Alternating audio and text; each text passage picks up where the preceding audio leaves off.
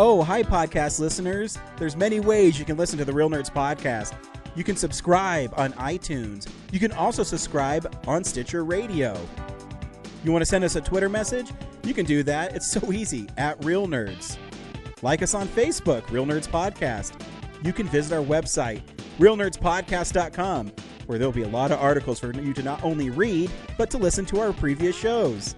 Do you like your stories told through pictures? Then you can also follow us at Real Nerds on Instagram. You can also call us, 720-6nerds5. Thanks for listening and enjoy the show. Camera, action! Well, a real nerd knows who shot, and a real nerd can follow the plot, and a real nerd Doesn't talk film. I'm sorry. Take it outside. Well, a real nerd knows who shot, and a real nerd can follow the plot, and a real nerd will give it all they got. Lights, camera, action! Real nerds. Welcome to Real Nerds Podcast, the greatest movie podcast of all time. I'm Brad, and with me today is Zach. And Corinne.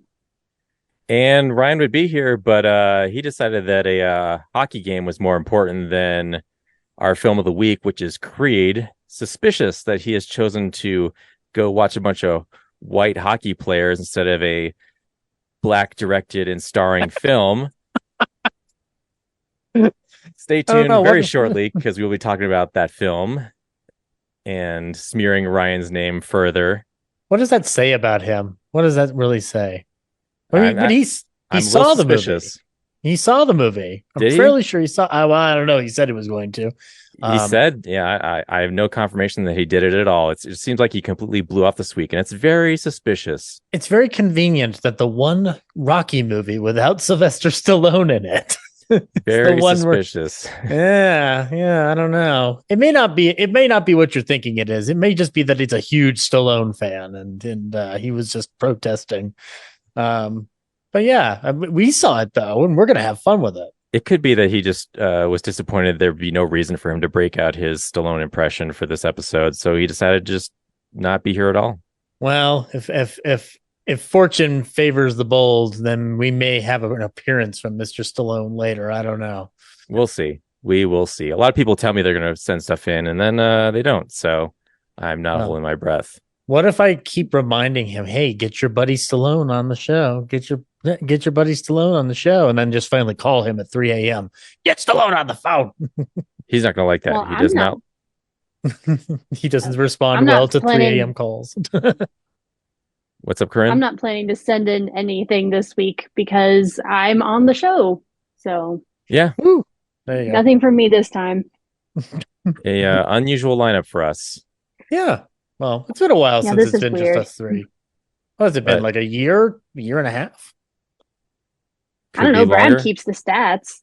Yeah, I did not check up on it. All I know is that with Ryan not being here, I am now tied for the most appearances on the podcast with him. So the next time he's off, I take the top spot. There you go. So, and I have not missed a show since 2019, so it's going to be tough for him to come back from that. So what you need to do is just light something on fire in Idaho Springs, or, just really, cause mayhem. And then you can just zoom in from somewhere in the city while he's out dealing with your bullshit. Oh my God. This Idaho Springs arsonist is merciless. He only seems to come out between Monday and Tuesday. Getting bomb threats called in on Mondays and Tuesdays. So weird. Ryan just has a bunch of fucking shit, webbed together on a cork board, and he's doing the Zodiac search for you. I'll find him. I need to know who he is and why he keeps me from appearing on my podcast. Anyway, so yeah, we're going to talk about Creed 3 in a minute, and then we're going to give our general I can't think of the word. We're going to give our general thoughts on the movie, and then we're going to play the trailer. And then we're going to talk about it in spoiler territory, very in depth. And then we're going to talk about movie news of the week. There's really only one important thing that happened. And then we're going to talk about what we've been watching. Sweet. And by the way, General Thoughts is my favorite member of the armed forces. Okay. Good to have you back on, Zach. Thank you. Happy to be back. So I was gonna say something mean, and he was baffled by that stupid joke. The arbiter of dull thuds, Jack Eastman. Anyway, Creed 3, we saw it this week. What did you think, Zach? I was actually surprised how much I enjoyed myself. I thought by movie 3 I'd be a little bit feeling tired of the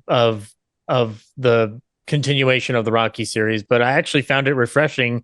And I don't know if that's because Stallone's not in there, so maybe there's a challenge for me to experience it on my own terms without the baggage of Stallone, or if it's the way Michael B. Jordan actually directed the film, because man, there's some really fun stuff in here for his first outing on behind the camera. So I would recommend people go see it. It's really good. It tells a good Rocky story on its own terms, and doesn't need its original creator to carry those loads. So yeah, go check it out. Corinne? I say this as somebody who doesn't have a lot of exposure to the Rocky franchise. I've seen maybe 2 of them. I know I've seen the first one. I think I've seen part of the third one, and then I've seen the fourth one. And I haven't seen any of the previous Creed movies, so I was just kind of generally excited. I like Jonathan Majors. I like Michael B. Jordan. I was excited to see his directorial debut. And yeah, the fact that Stallone wasn't in it, I guess it gave it a little bit more separation. Like, yeah, they kind of mentioned Rocky and Creed a couple of times, but honestly, I think it could have just stood on its own. Outside of that, there were a couple of things I was a little confused about as far as like his family history, but even someone who's a relative outsider to this franchise coming into it, I enjoyed it. I think the writing could have been a little bit tighter, but I thought it was well directed, well acted, had a lot of drama, arguably melodrama in there that we'll get into when we talk after the trailer. But no, I liked the soundtrack and the acting. Everything was pretty solid. I came away with it with a good impression, but honestly, I might forget that I saw it in like a week. So, it's kind of one of those movies. It's like, it wasn't bad, but it might not stick with me the way that the creators would want it to, if that makes sense. Yeah. So I can't decide if it is the Rocky 3 of Rocky 5s or the Rocky 5 of Rocky 3s. It has elements of both those old movies. I do appreciate that finally they have taken this character and kind of set him out on his own without being in the shadow of Rocky Balboa for once.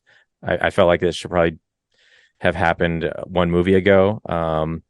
Overall, I was very confused with a lot of elements going on in the movie, but I do think they did a lot of stuff that happens in Rocky 5 better. There's just some confusing parts overall. I think everyone performs fantastically. I think the direction is interesting, and nothing special, but I did enjoy what I saw.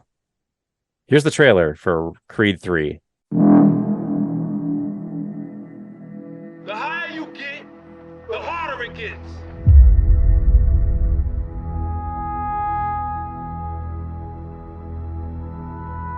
That's life.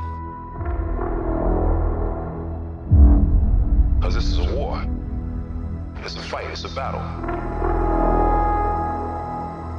So, how long have you known each other?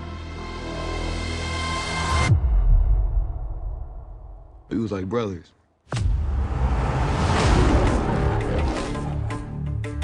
One day you came back. The past came back too. There may have been a time when Damien had your back. No friends in the industry. But that's not what he's doing now. My brothers been my brothers, man. They no kidding me a fact. Before I got locked up, I was the best. You a coward, bro. And a fraud. Try spending half your life in a cell. Watching somebody else live your life. I had to draw the line. I'm just getting started, little brother. I had to draw the line between my brothers and my enemies. I'm coming for it all. It's not gonna stop. Then you make him. The one and only Adonis Creed, you're the best pound-for-pound fighter in the world. 3 years ago, it's been a minute since you've been out in these streets. When I walked away from boxing, I walked away with some unfinished business.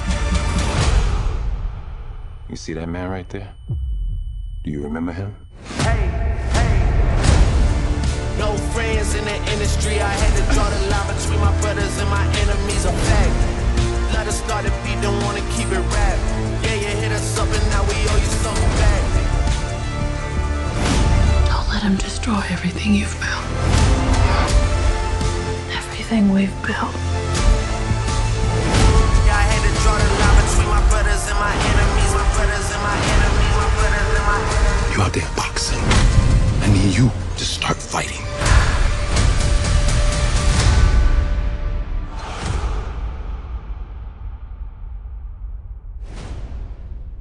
So Creed 3 takes place with Adonis Creed having been retired for some time. Well, the movie starts with him in his like showing his final fight before he retires, and then starts managing other fighters.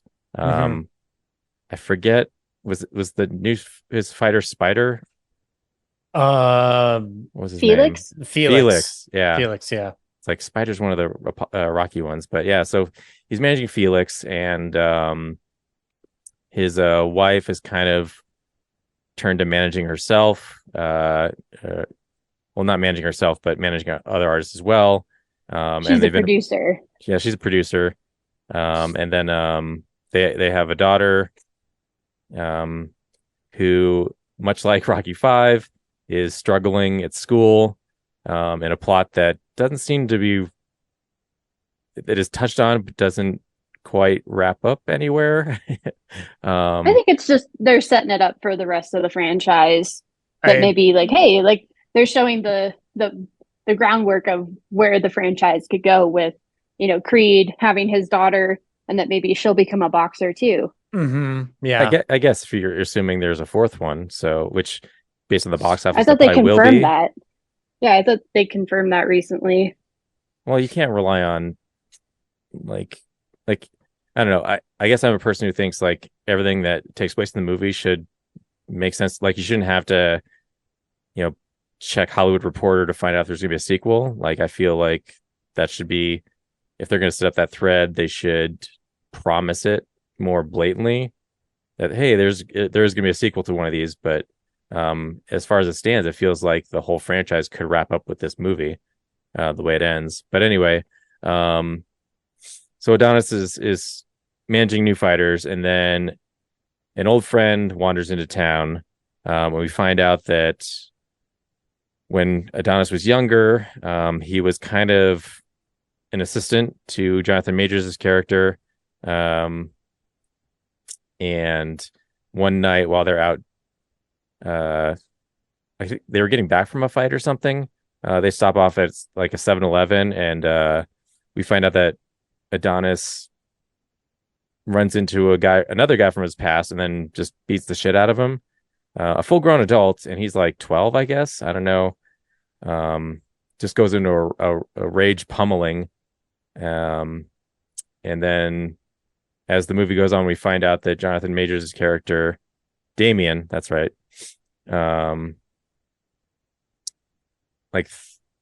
tried to break it up by pulling out a weapon, and he didn't shoot him, but the cops arrived around the same time and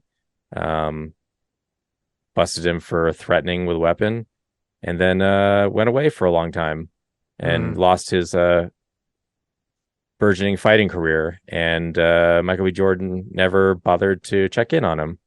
So now he wants to revive his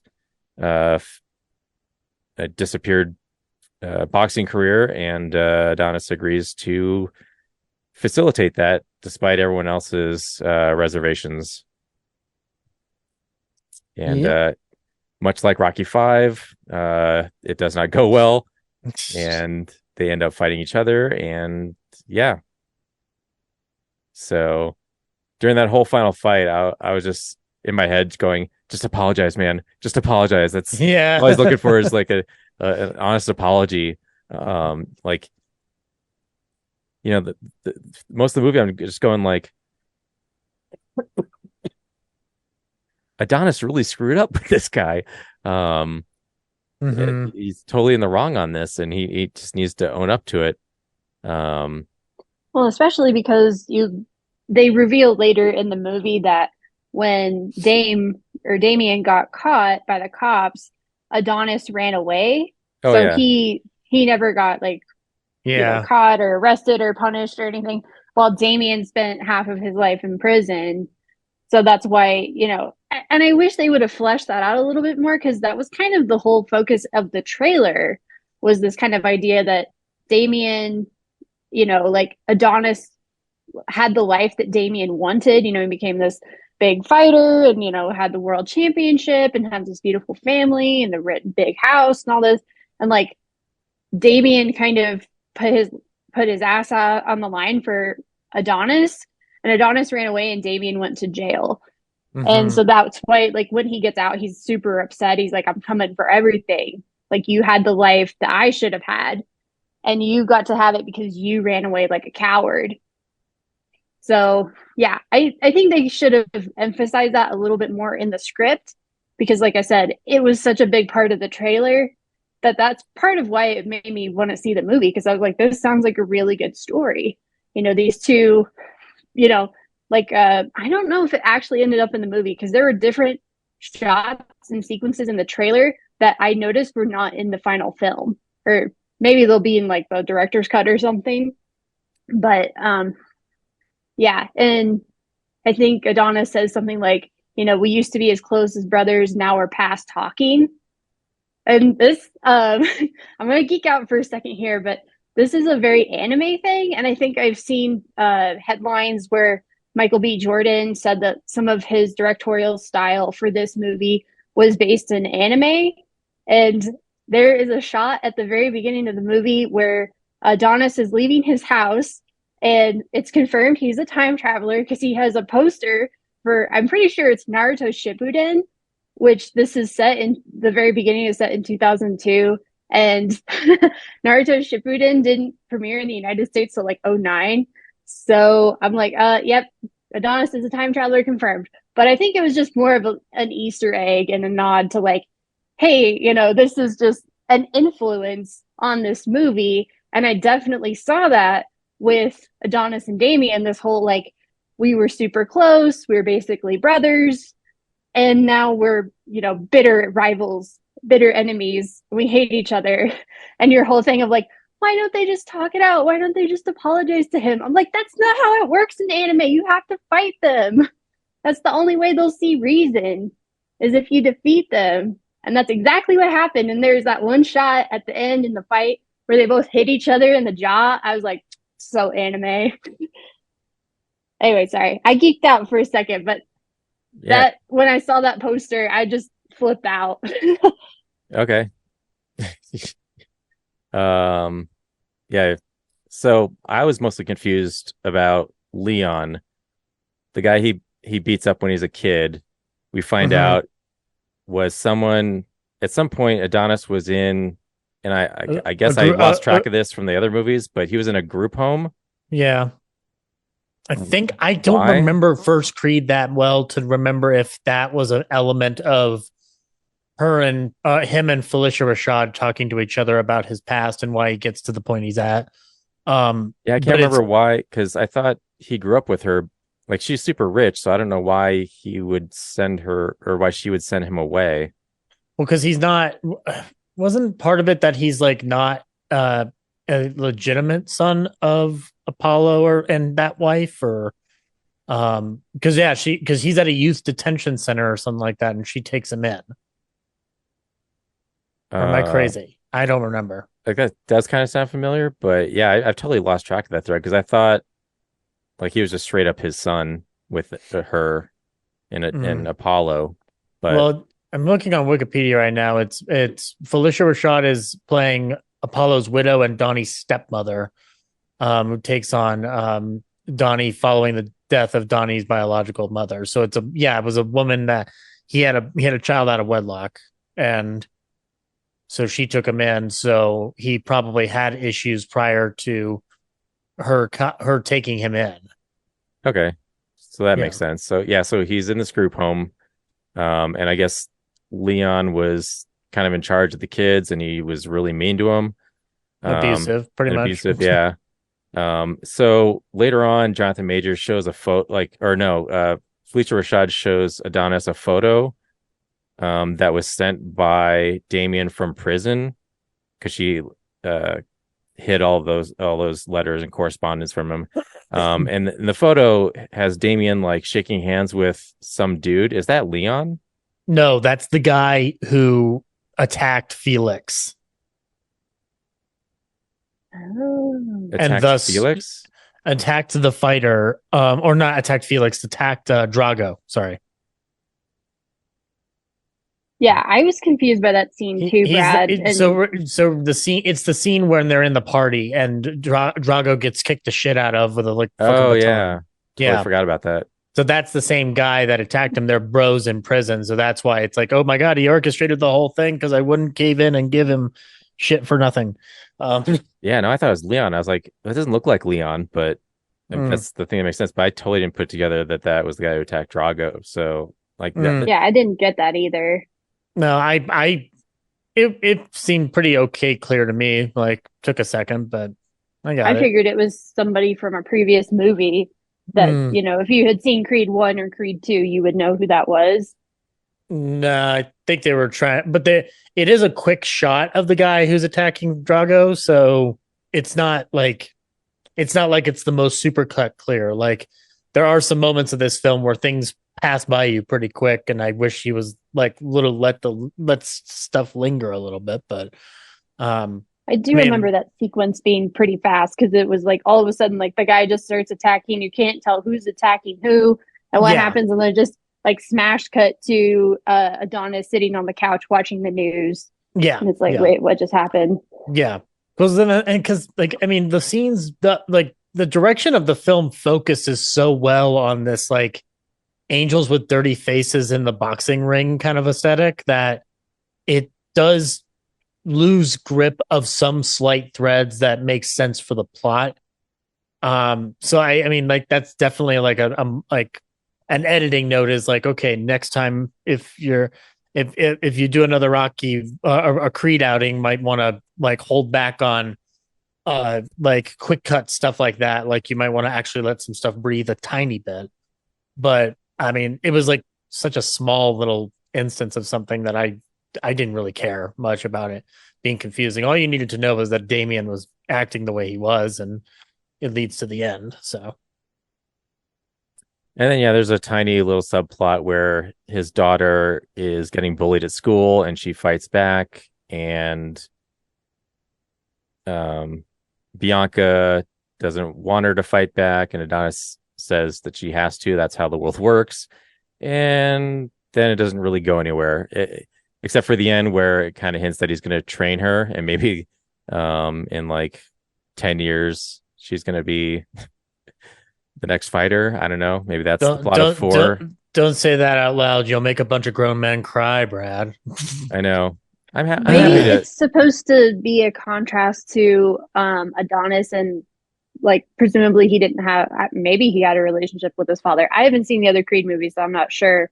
But maybe it's supposed to be in contrast to that. Like, he's able to be in his daughter's life, and rather than like her deciding to become a boxer and him not being okay with it, he's actually on board and he like wants to teach her to box. Mm-hmm. That makes sense. It's similar to Rocky 5, where Rocky's son's getting bullied at school, and he wants his dad to, help him fight back, but Rocky's distracted by helping Tommy Gunn become a fighter. So he's basically doing what he should do for his son for Tommy Gunn instead. And then, ultimately, like his son fights back on his own without his help.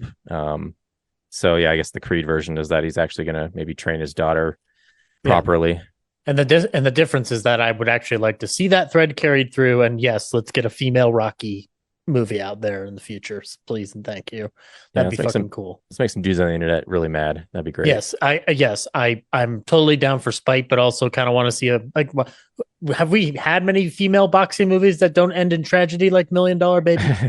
Like, I can think of Girl not. Fight and $1 Million Baby. That's about it. So two, okay, and Clint Eastwood's behind one of them. Jesus, Fighting with My Family, that's wrestling, right? That's wrestling, yeah. But I mean, but also that's a fighter. You know, it's a pretty good example too. But yeah, like take that mold, but put it into boxing. It'd be fucking cool. They'd have to really age her up because I think she's only like maybe 10 in the movie. Well, you got to wait until Michael B. Jordan gets old, and then he wants a Best Supporting Actor nomination. Because he hasn't gotten giddly squat from the Academy yet. But I mean, you know, this is just maybe it's a good tease for the future, but also it doesn't have to rely on future Rocky product. It's just a very heartwarming moment at the end of the movie too. So like it serves two purposes. Like we've had plenty of Rocky's involvement in these movies. I think it's time for Creed to stand out on his own, and this is a good first step. And hopefully they can take it to other more interesting places. Has there been another? I have not rewatched the Rocky series in a while. I don't think there's ever been a uniquely shot fight sequence in that film, in those films, until this one. Because that near the end where they go inside their minds and they're duking it out in an empty stadium was just like I was awestruck by it. It was beautiful. Anime. Oh, dude, I mean, yeah, you can tell that that's influences there, but it just also like there was Raging Bull shots stuck in there for some reason. I'm like, man, that's really cool to bring Raging Bull shit into Rocky. Like it made the fight personal, which was interesting, but like it got I like that it physically and literally got into the characters' heads. And it gives him the chance to kind of play with shit that he may otherwise not be able to in any other movie. For his first time out, like he gets to experiment here. It's kind of cool. It's creative, but I didn't really feel like it had much of an impact for me. I think it actually took away from the drama because it's so stylized. It just feels a little more like graphics heavy than drama like infused. So, kudos to it for experimenting. The whole sequence in the stadium was very obviously green screened.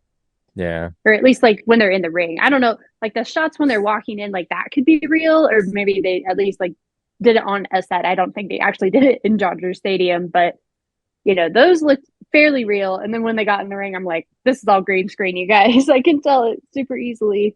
Yeah, I think they just did the traditional thing of filming some of the audience and then just duplicating it in CGI, so it looks like the stadium is full. That's what they did with like The Dark Knight Rises and I think 42. They do that with Ted Lasso. I think. Oh yeah, Ted Lasso. Yeah. They do that with Bohemian Rhapsody as well for Live Aid at the end. Yeah. I mean, obviously, it'd be super hard to get like 50,000 extras there. Well, they should have tried harder. Damn it.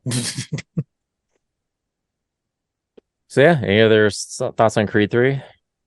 So again, didn't see the first two Creeds, but I was so excited to see crap, I forgot the actor's name now, but he played Julius Campbell in Remember the Titans, and I like freaked out when I saw him. So between that and the Naruto Shippuden poster, I was having a great time in the theater. Little geeking out in the seat.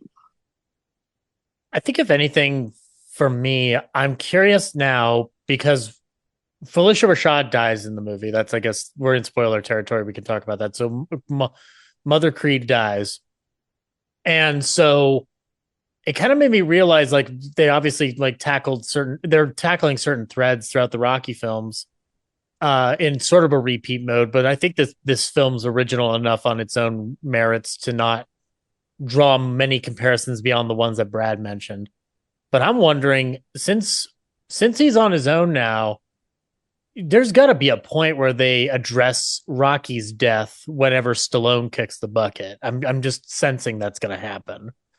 And I'm curious how that either contributes to a plot or becomes nothing but like a filler scene down the line in the Creed series. Because I will be honest, I love this movie because it doesn't have Rocky in it, but I also missed Rocky. So I'm kind of torn. I'm like, I don't want him milling around there, but I miss that lovable lug, you know? Yeah, well, I obviously, I think every thread from his story is wrapped up at this point, but also I don't think audiences would have come out and watched a movie where Rocky dies. So I think it's better just kind of like have him disappear. He got his kid back and that's all that matters. Mm-hmm. Yeah. And we don't need Phylicia Rashad dying in this movie is much like Mickey dying in 3. So 3, yeah. We don't need to do that again with anyone else. So yeah, again, I'm not like wishing it. Like, I hope that they just keep going on the thread that they're going and don't even mention Rocky again, or only mention him in passing, going like, "Hey, thanks again." But yeah, I did find it strange, and that was the one thought that I had creeping out of me at the end of the movie, was going like, how are they going to handle Rocky's death when that finally happens? And also I guess I'm curious to find out if Stallone ever even ended up watching the film, because I know that he wasn't too happy with being kind of written out of this film. So he was listed as a producer on it. Yeah, so I don't see why he wouldn't. There were reports early on that he was not thrilled or delighted by the fact that it was a Rocky movie without Rocky in it. So that's what he's got to learn. Is like, this franchise shouldn't be a Rocky movie. It should be. Yeah, it's not his name on the poster anymore. It's Creed. Mm-hmm. As far as I can tell, it's a spinoff. It's like, yeah, Rocky was in Creed 1 and 2, but this is Creed's franchise now, or at least like a spinoff franchise. Yeah, yeah. It's sort of a continuation. It's like Philadelphia boxing or something like that. Like, I don't know. It's like the boxing franchise. Like, it has no, like, it doesn't need Rocky. Except they're in LA now. Right. Yeah. So then never mind. It's not even a Philly thing anymore. Nope. I don't know. It's just a thought that was kind of crossing through my head, because it is weird, like, to spend all these years growing up with Rocky movies and you identify Stallone with this franchise, even with Creed 1 and 2, and then all of a sudden he's gone. It was interesting to kind of process it under new auspices, and I enjoyed it. And I really want to see where else Jordan takes his directing career, because man, he can shoot some shit pretty well. I mean, if Stallone wants to be another Rocky movie, he can make Rocky 6 or 7 without Apollo Creed, if it's that important to him. Yeah, I mean, sure, he's got the money, and I'm sure he can go knock on Winkler's door and be like, "Yo, put me in, Irwin. Come on." But yeah, I don't know. He's got that King Tulsa thing going on now with Paramount Plus. Maybe he's happy over there. Cool. So isn't there a new Expendables movie coming out? They've been saying that for a while now. It's supposed to come out this year. So, well, I'll believe it when I see it. I'll believe it when I see it. Speaking of stuff coming out. Side note, the actor who plays Duke is named Wood Harris. He's the one who is Julius Campbell in Remember the Titans. Just wanted to state that for the record, since I couldn't remember his name earlier. Oh, Fantastic. Apparently he was an Ant-Man too, and I totally missed that. And now here's what Ryan has to say about Creed 3, if he even watched it. Well. Real Nerds Podcast, my podcast, Ryan's podcast. You're reviewing Creed 3, and here's my review of Creed 3. The movie is really good. However, I'm going to spend the rest of my time talking about how Brad thinks he's going to pass me in the number of appearances on our show. Silly Brad. That will never happen. I am so much better than you. I'm so much smarter. I'm so much cooler that everybody will miss me if I'm not on the show. So when I'm not on the show, you can expect a phone call from me, or you can expect a voice message from me. Just know I'm always around, I'm always watching, and I'm always the best real nerd that there is. See you next week. Bye. Wow, hot take, Ryan. Can't believe you said that. That's pretty controversial. Yeah, I don't think it was very nice of him to say that Stallone should have been every actor in the movie. That just seems rude to the other actors. He's gonna get this podcast canceled. I'm surprised at how much of that review was in a Stallone impression. Yeah. It's almost like we were actually getting a review from Stallone and not from Ryan. Well, that's what he told me he was going to do. Like, he has that direct line to Sylvester Stallone, and he was going to get him on the show, and it really just sounds like he faked it himself. Yeah. You know what? His impression of Stallone sounds about as good as my impression of Alfred Hitchcock. I mean, what's all this? What have you been working towards if he can't just call up Stallone and get a quick, soundbite for the podcast? Look, like, how famous is this guy really? You know, they had a falling out because Ryan agreed to do the follow-up to Stop or My Mom Will Shoot without Stallone involved. It's ridiculous. I mean, if the Real Nerds isn't big time enough to get Stallone, then what's the point of all this? You remember at the top of the show when I said this is the greatest movie podcast of all time, right? Yeah, I remember. And somehow Stallone doesn't understand that? No, he might just be greedy and lazy. Like, come on, Ryan, step it up. Like, you're the ambassador for this thing. You should be able to get someone like Stallone easy. I'm Ambassador Frost of the Andronian Galaxy. You know what? If Michael B. Jordan was in Space Jam: A New Legacy, I don't understand why he wouldn't be on the Real Nerds podcast, which is 1,000 times better than Space Jam. Yeah, that is true. That is true. Michael B. Jordan, if you are listening, we are looking for somebody to replace Ryan. No, like, Henry, this is your job, man. Like, you love Space Jam. You should be getting us interviews with Michael B. Jordan. Henry, that's you've got some explaining to do. You're in Denver now. I don't know why you're not even on this show. Yeah. Oh, Henry's in Denver now? Yeah, he's back, baby. Woo! Oh, fun. So maybe he needs to start pulling his weight and getting on Zoom and talking to us a little bit. Or at least talking to Michael B. Jordan without us. Yeah, watch him call in next time and be like, hey guys, I talked to Michael B. Jordan about the podcast. Hey guys, I talked to Michael B. Jordan. He's not going to be on it. Is that your Henry impression? It's not very good right now. It was pretty close, but not enough. Still recovering. Drop your voice another octave. Hi, I'm Henry. I don't like La La Land, but I now do sound love a other good little films. bit more pretentious. I know. Henry doesn't like La La Land. Well, that's a film explosion that I love. Where I think it's 300, where you played the trailer for him, and apparently I couldn't remember this until recently, but we were all looking at him apparently, and he goes like, I don't understand why everybody's looking at me. I like the movie. I don't understand why I get saddled with this.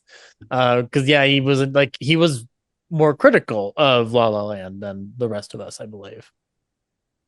Anyway, nonsense aside, here's the big news story of the week. It's real news.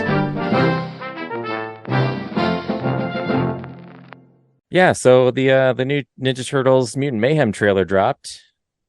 Mm-hmm. And I'm into it, even though a lot of the internet is not.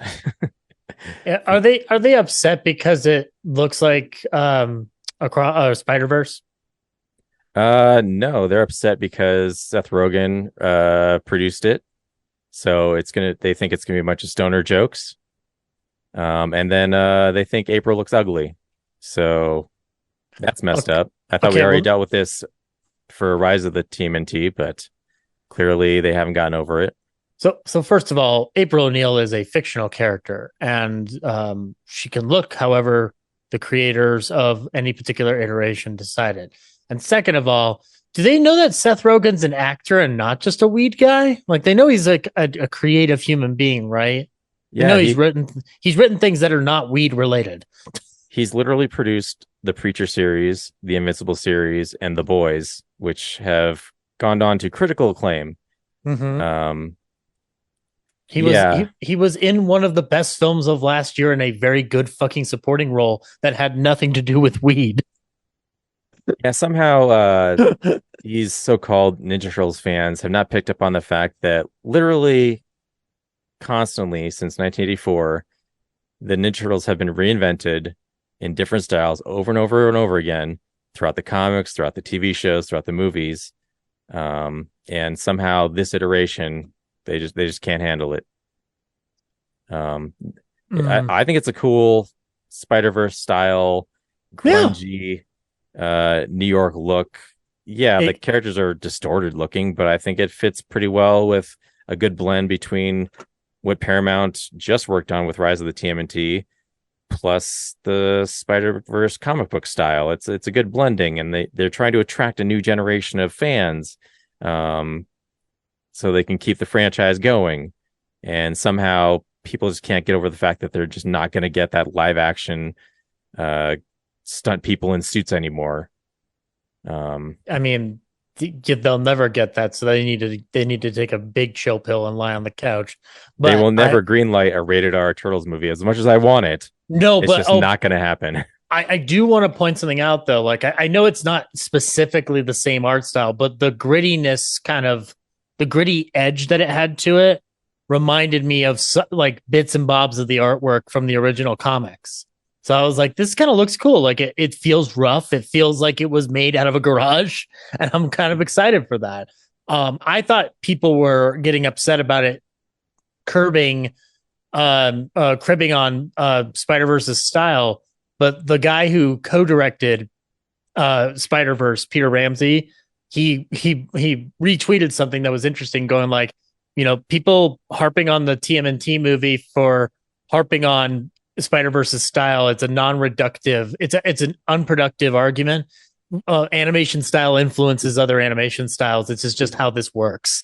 Like, that's the beautiful part of animation, is that it just keeps influencing other people to try things in that arena that was set up by one film or carry on in another direction. Like, I'm excited to see Ninja Turtles look like this, because it kind of feels, it feels rough. It feels like it was drawn by people who clearly care about these characters.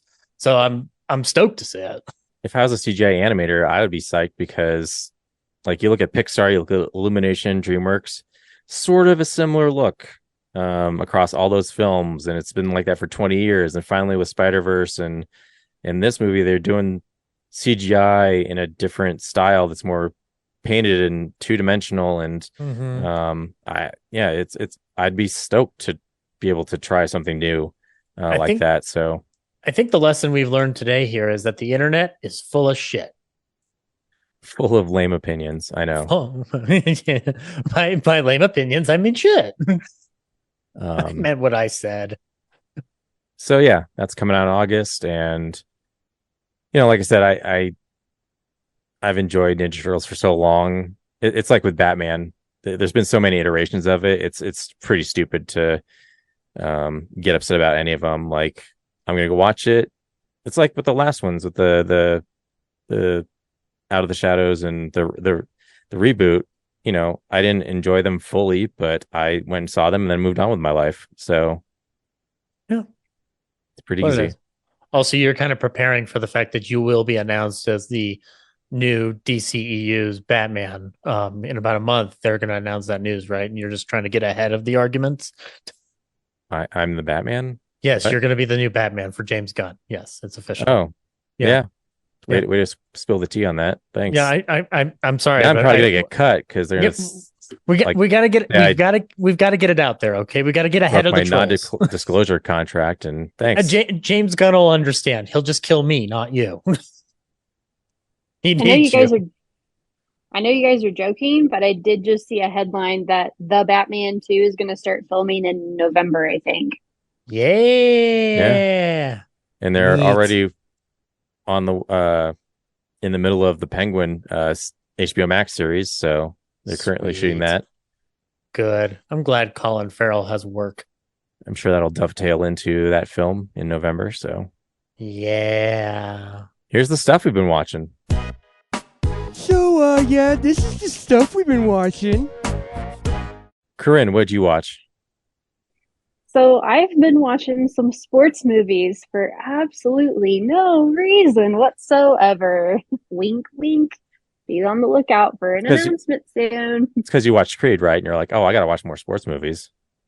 Actually, that is kind of part of it, but it's just kind of a confluence of other things going on. But again, there will be an announcement coming. I know what you're thinking about. So, Corinne, we know that you're going to be a part of the New York Yankees. You're going to be the first woman baseball player. Everybody knows this already. God, I wouldn't want to play baseball. No, why not? Baseball's great. Baseball is the worst sport. It's so long and boring. No, it's not. Football is, because they don't take safety seriously. Anyway, continue. So on Ryan's recommendation, I watched Hustle, which is the Adam Sandler movie where he's like an assistant basketball coach. Well, he's a scout. He wants to become an assistant basketball coach, and the ownership of the team changes, and he has to go back out on the road, and he ends up finding this guy. Ryan talked about it during the film explosion, but in case people missed it, but he ends up finding this like total nobody in Spain. And this guy, Bo Cruz, he was going to join like an American club league or something as a teenager, but then his girlfriend got pregnant, so he had to stay and help raise his daughter. And Adam Sandler's character convinces Bo Cruz to come to the United States and like basically do the NBA combine and like really try out for the pro leagues because he thinks he has like a lot of potential. And it ends up becoming this kind of like pseudo father-son story, and the ending kind of broke me. But it's a really, really good movie. Recommend it. It's on Netflix. I also watched Bend It Like Beckham for the first time, which is a movie about girls soccer. The protagonist is a Indian Sikh girl, and her family is not really cool with her playing soccer. So there's like culture clash. And also there's this, I won't even say it's subtext, but there's this angle to the movie that's kind of like LGBTQ discussion, because there's a lot of these different, like crossed wires, like people think other characters are gay when supposedly they're straight. And I guess a lot of people on the internet are like, no, they're totally gay. Like they have to keep it subtext because this was made in like 2002. So even though it's like, yeah, the main character gets with the guy at the end, it's like she's going to have this long distance relationship because she's going off to America to play college soccer with her quote girlfriend. I mean, they are friends in the movie, but it's like, are they really? Like, I don't know. But anyway, it was an interesting movie. I'd kind of heard about it in passing. Honestly, it's amazing it got made in 2002, and it just deals with like the different, like the culture and the LGBTQ. And I'm like, dang, we were doing this 20 years ago. How did I miss out on this? Anyway, so that is on Disney Plus. If anybody wants to check it out, Bend It Like Beckham. I've watched a couple of other things, nothing really big. Abbott Elementary is still awesome. I've kind of started rewatching Community and The Bad Batch while I'm working on stuff, but those are probably the biggest things I can talk about right now. But yeah, keep an ear out for an announcement soon, because it is mid-March. You know what that means. Wink, wink. Zach, what'd you watch? I've been continuing my 1933 watch-a-thon that Ryan and I are kind of doing concurrently with Ballyhoo. One of the standouts from it has been a film called Professional Sweethearts, which is a screwball-ish kind of comedy with Ginger Rogers. It's about a female singer who plays younger than she is and less sophisticated than she is. And she really, really wants to just go out and be a jazz girl, liquor and drugs and everything else under the sun. And so her advertising agency and her personal agents are all basically conspiring to kind of like give her what she wants, but also build her brand. And part of that involves finding her a husband and making a whole publicity hoo-ha-ha about it. So they find a person from one of the admiring love letters and drag his butt from the Midwest or whatever to the city and get her married. But the twist is that once they actually settled into married life, she kind of gets tricked into being a regular housewife. The problem with the movie ultimately is that at a certain point she kind of gets tricked into being just a housewife and not being able to have an identity of her own. but the script thankfully flips that and gets her back into New York along with her husband. So like everybody's happy. It was just a very cute movie. Lots of fun. I highly recommend it. But I'll the other ones I'm kind of keeping tabs on until Ryan and I kind of coalesce near the end of the year with a big ballyhoo celebration of it. But another big thing has happened is starting this couple days back, I got very bored and I decided to watch a movie that I've been putting off for a while. It's one of two movies that needed to be completed for Growls and Swells, the Clint Eastwood saga that I wrote about for a couple of years on Real Nerds, which for anybody who doesn't know, it was a journey writing about the career of Clint Eastwood film by film, starting with the Sergio Leone trilogy up to the present day. And it, my opinion on Clint evolved over time. So like reviews of the Dirty Harry movies and Gran Torino probably don't hold up very well. And I've recognized that like my feelings about those films, especially in the wake of the last 5 or 6 years, have definitely changed.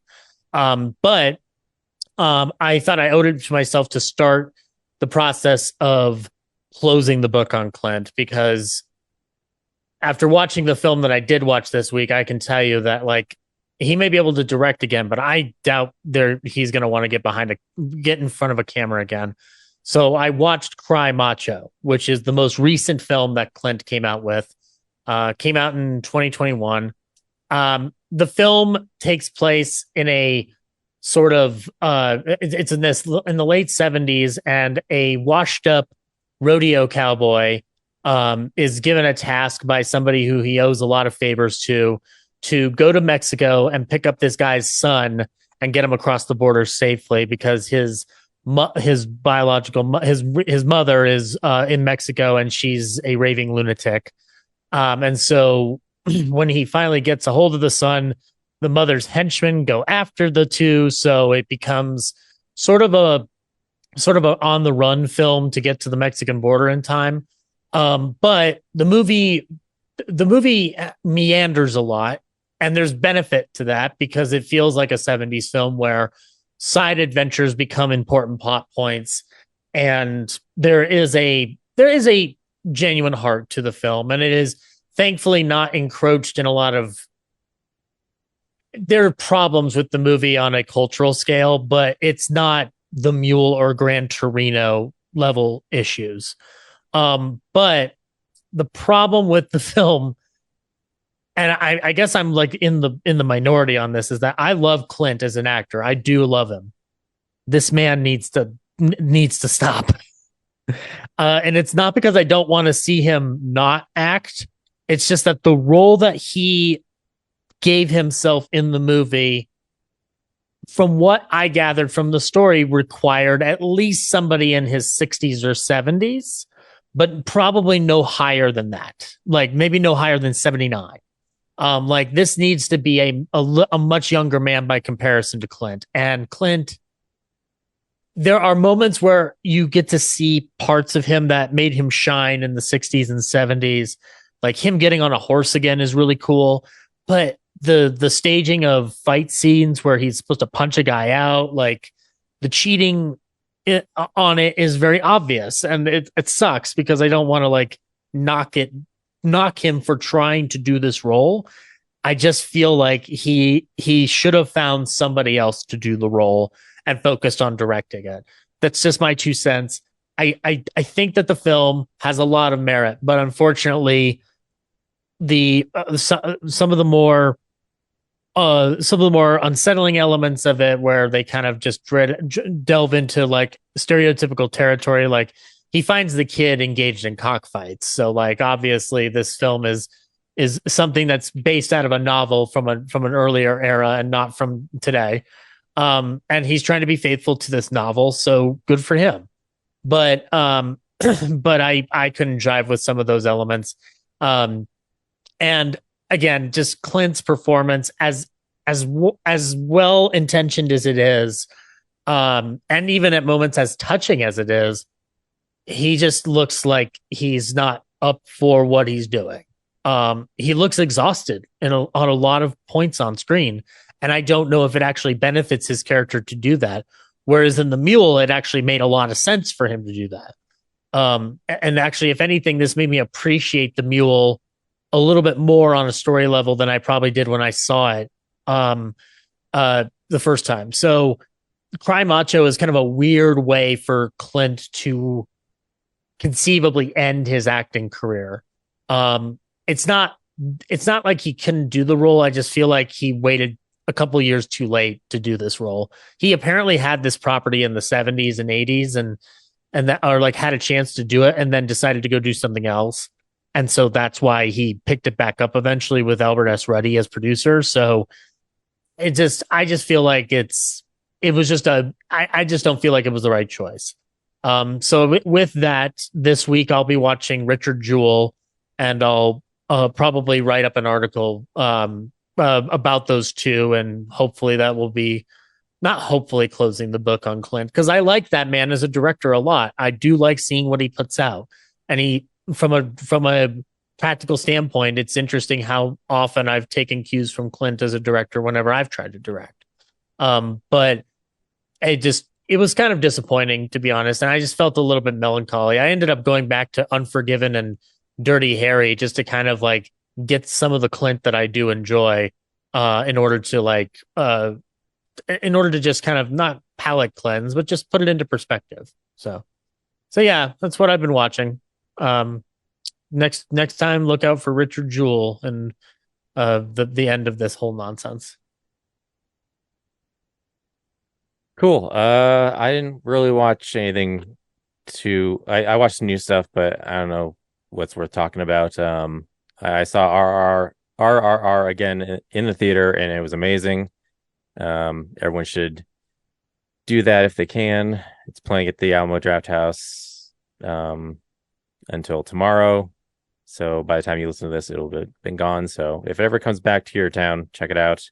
I watched the Oscar animated and live action shorts, and I liked them, but there was nothing that really blew me away.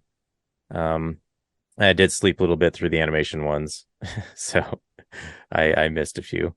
The only thing that did blow my mind this week is that I did rewatch all the Mission Impossible movies, and when I got to Fallout, and the White Widow shows up, and she has this monologue that I didn't really pay attention to before, but she's talking about a character called Max, which turns out is Vanessa Redgrave's character from the very first Mission Impossible movie, and that is her mom, not the actor, but just the character. And so that thread, I never picked up on before until today, and it just kind of blew my mind that they did a deep cut all the way back from the first movie in that one, and it's pretty awesome. So, wow, neat.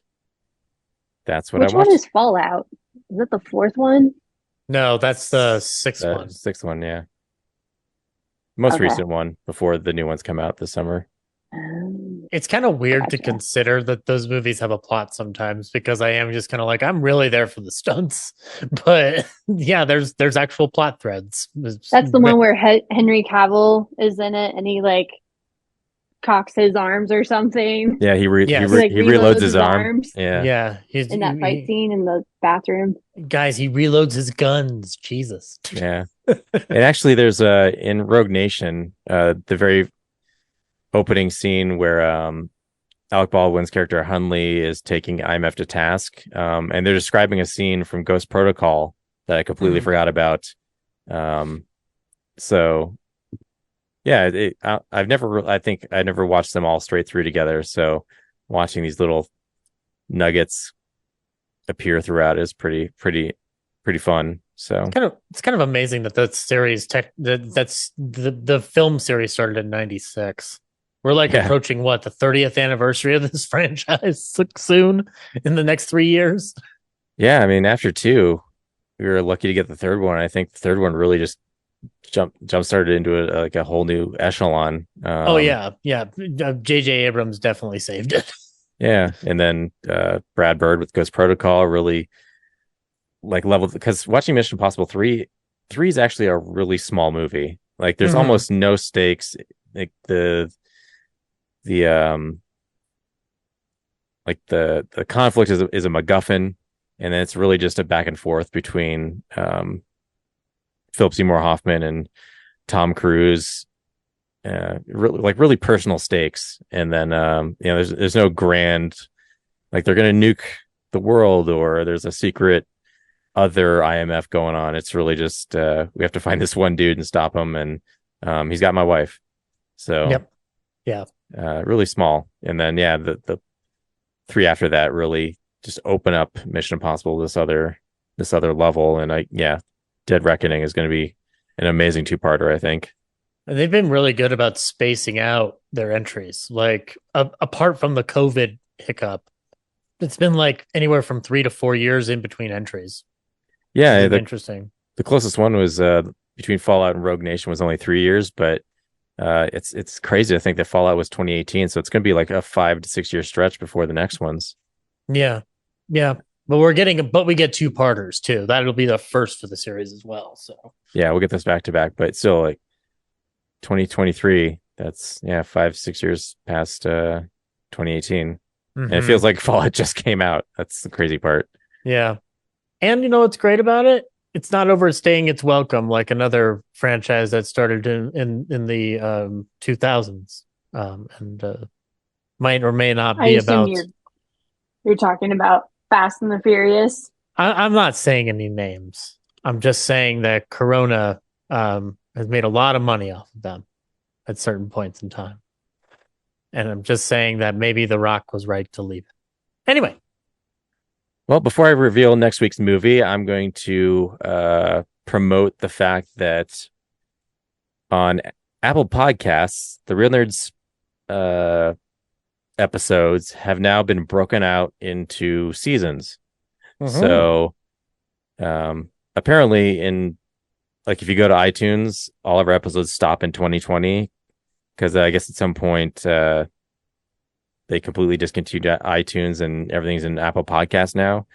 And even then, they only showed 300 episodes at a time. So all of our early stuff, pretty much you can only get if you dig really deep or go to our website. But now all those episodes are going to be little separate podcasts of their own, including film explosions and interviews and commentaries. They'll all be able to separately be subscribed to. So, look for those as they appear and get approved, which I think is pretty cool. They'll have their own little feeds. Really neat. And we can finally track analytics through Apple Podcasts, which is great. Doesn't help our old episodes, but everything since 2017, I can start tracking. So sweet. Wonderful. That's excellent news. Yeah. All right. I remember I actually, when you told us that earlier today, I ended up looking on and seeing if my analytics were up. I'm like, yeah, shoot, they actually got their shit together. I can now know exactly what's going on. Yeah, apparently Film Explosion 2019 is our most popular episode on Apple Podcasts by a lot. 2019? Yeah, 2019. Wow. Everybody was really longing for those months before the pandemic. I can get that. Our 2019 Film Explosion was actually really good. It is, yeah. Hey, things got emotional that year. It helps that it has like a bunch of Marvel in it, but overall, like on the list, all the Film Explosions are pretty high. I forget which. There's like a non-Film Explosion episode that's really popular. But do we have a favorite Film Explosion amongst us nerds? Do we have a favorite one that we've embarked on? Like our own preference? Yeah. Out of all the years we've done and all the shows we've done, what's your favorite Film Explosion? Just right off the top of your head. I really don't have one, I don't think. I have mine. It's 1998 because I wasn't meaning to do this, but I put a film at number 5. And the reaction that James has is one of the most unexpected ones I've ever experienced on that show. Because he literally looked like he was going to flip the table. I don't remember that. I put Saving Private Ryan at number 5 because there's 4 other movies I like more than that movie. And he just lost it. And I was living with my folks at the time, and my folks literally could hear that. You're like infamous in every film explosion, though. So I know, and I don't want to say that. But I'm not trying to be. I'm not trying to be rude. It just happens on accident. Ryan did that to me for the fog. He actively did that. But I was going to say that the other thing about the Film Explosion 2019 episode is that the engagement statistic is so off the charts ridiculous that it has to be an error, because its engagement is 139,000% compared to every other episode we have. You know, that makes sense though, because it literally tells me that Ballyhoo has over 10,000 downloads, and I'm like, that can't be true. It's in 9,000, but it's not anywhere close to 10,000. It's shooting up past. I'm like, where are these extra listens? Yeah, I don't get it. Yeah. It's so weird. I don't understand it. It's better to have like, I mean, I use a different interface. That one just gives me the exact amount from where it's coming from the system. So it's just like, okay, I know what my numbers are. So then that's cool. Like iTunes Analytics shows me the subscribers, which is nice. But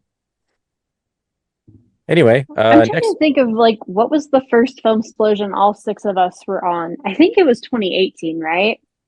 I think so, yeah. I can find that out. Because that would probably be my favorite of the Film Explosions. It might be episode 300, 2017. And then Film Explosion 2017 is the next one that has all six of us. I know I was not on the 2017 one because I sent in my list late. No, you're right. It's 2018. I'm totally looking at the columns wrong. Yeah. Mm-hmm. Yeah, that was a good year. Yeah, that's a good one. But we have more Film Explosions coming out this year, so maybe they'll become our new favorites. Who knows? We do. The is way 1983 coming up? It is. I was about to say that the schedule going forward is so stacked that before and after Guardians of the Galaxy 3 are the lightest weeks. So we might do 83 and 93 within 2 weeks of each other. Because I've already got my 83 list I need to send to you, but now I need to make my 93 one really quick. It would be smart to do both, because I think we're going to end up, because the spring and summer are so full through August. There are a few weeks that we can get in and do Film Explosions. So dang. Yeah. Dang, movies are back. Movies are back. It's a hell of a year. Movies are back. Hooray. Okay. Took it long enough. I feel like the winter was really slow. I think it's maybe people should have spaced out the movies a little bit better. Look, everybody was just waiting for Cocaine Bear. And now that we have Cocaine Bear, now we can get on with the rest of the slate. That doesn't matter because we have Cocaine Bear. Hollywood is just so afraid of Way of Water that they just didn't want to counter program it. Yeah, that's what I was thinking. And Cocaine Bear. They didn't want to program Cocaine Bear in a place where it couldn't succeed. Speaking of upcoming movies, our movie next week is Scream 6. Ooh. Have fun with that. What's your favorite scary movie? I'm interested in their New York setting, and Ryan is obviously going to be there day one. So yeah, the trailer is playing off a one key scene that unnerves me to no end. So I'm curious how I'll handle it in a movie theater. So yeah, until next week. Bye. Bye. Hey, film buddies, follow me around Denver.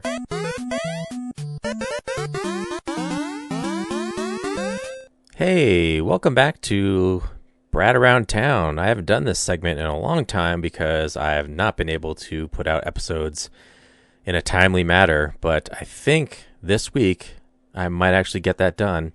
So I just want to throw in here a little promotion for the Cine Insomnia late nights at the Esquire Theater this weekend of Friday the 17th and Saturday the 18th.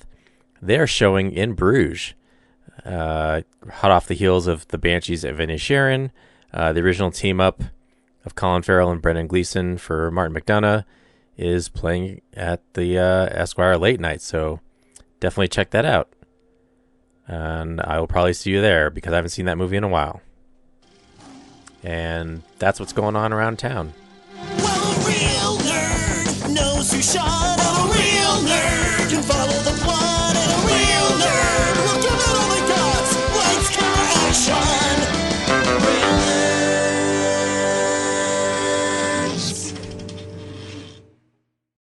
Thanks for listening to Real Nerds Podcast, a Nebulous Visions production. Stream or download episodes, read articles at realnerdspodcast.com. Stream us on Apple or Google Podcast, Stitcher, Spotify, or iHeartRadio. Follow us on Facebook, Real Nerds Podcast, Twitter and Instagram at Real Nerds. Watch us on YouTube, Real Nerds Podcast. Email us at realnerds@gmail.com. Call us at 720-6nerds5.